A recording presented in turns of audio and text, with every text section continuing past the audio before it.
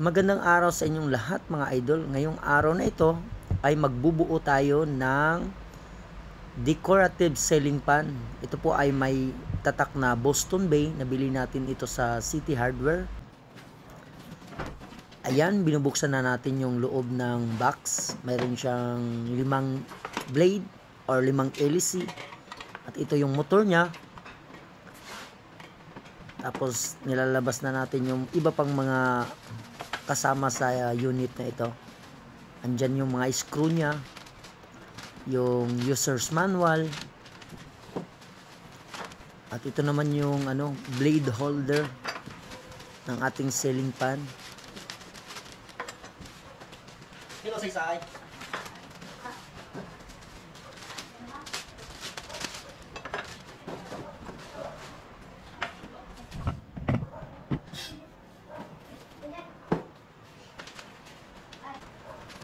At yan pala yung nakpili nating kulay sa ating blade, yung wooden blade, yung may haspi na design. So yan, kinakabit ko na yung blade holder na i-attach naman natin doon sa may ceiling fan motor. So yan, dahan-dahan lang tayo sa pagkabit. Dapat po sa mga screw ay naka-align. At iwasan nating magkaroon ng yupi para maiwasan natin yung vibration pag umiikot na yung ating ceiling fan. So yan, kinakabit na natin isa-isa yung mga screw at hinihigpitan natin maayos yan para hindi malaglag. Mahirap naman pag tumatakbo yung ating ceiling fan tapos biglang nalaglag yung kanyang blade. Ako, delikado.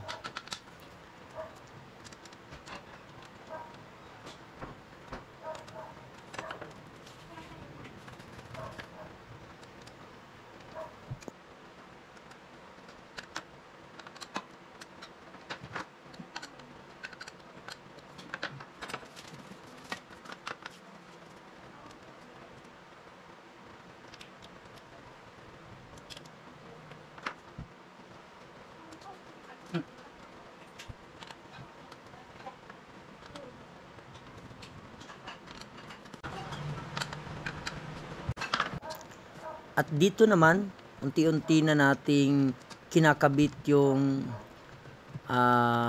hélice ng ating ceiling fan doon sa may mismong motor.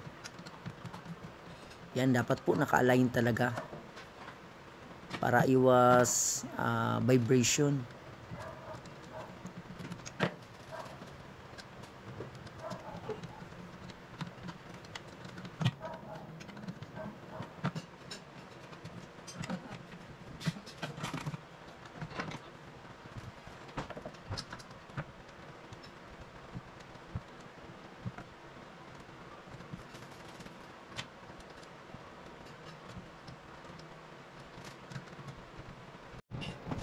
At dito ay nilipat natin siya sa mas magandang platform para hindi talaga siya tatabingi. Ginamit natin yung kanyang box, pinating natin doon sa foam. Yan. At yan, malapit na nating mabuo yung ating ceiling fan. Halos chine-check na lang natin kung mahigpit ba lahat ng screw bago natin isabit doon sa ating kisame. At dito naman mga loads ay nagkabit na rin ako ng pinaka-mounting bracket niya, yung sabitan ng ating ceiling fan. So sure po na matibay yan. At yan, kinabit na natin.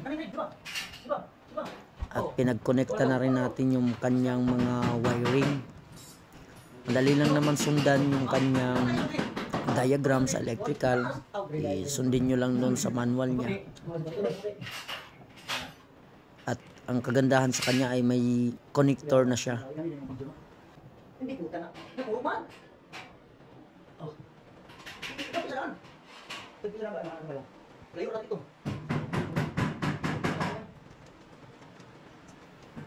At Dito ay kinabit na natin yung kanyang cover para masecure natin yung mga wirings niya at mas maganda po tingnan. So follow nyo lang instruction doon sa kanyang manual. At yan na mga loads, yung ating ceiling fan na ikabit na natin. Diba ang ganda po ng kanyang forma. Maganda po yung kanyang design. At yan na. Sobrang malakas po siya. At wala pong ingay. Wala siyang vibration mga loads. Kaya sulit na sulit yung ating pagbili nito. So hanggang doon lang mga loads. Hanggang sa muli po. Maraming salamat sa panunood at suporta sa aking munting channel. Bye bye. Merry Christmas sa inyong lahat.